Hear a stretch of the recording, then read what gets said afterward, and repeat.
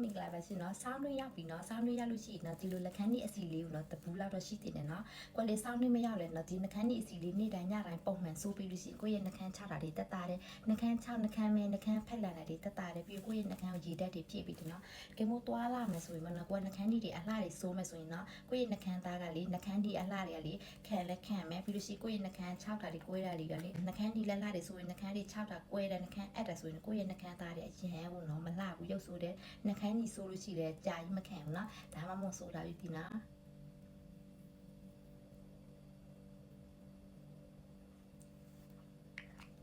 အဲ့လေသူကလေနှခမ်းသားတဲ့ပေါ့နှခမ်းသားပေါ့ရပါရှိကိုယ်နှခမ်းကလေတင်းတင်းအီဖူဖူလေးဖြစ်တယ်ပြီးတော့စတော့ဝဲဒီအနက်လေးကလေအရန်မွေးတယ်သူကလေနှခမ်းမဲလို့ရှိနှခမ်းကိုပန်းအောင်ပန်းစီတယ်နှခမ်း6တာတွေနှခမ်းမဲတာတွေနှခမ်းအဖက်လန်တာတွေသူကလေအရန်အောင်တက်တာတယ်နော်မမို့ဆိုရင်လေ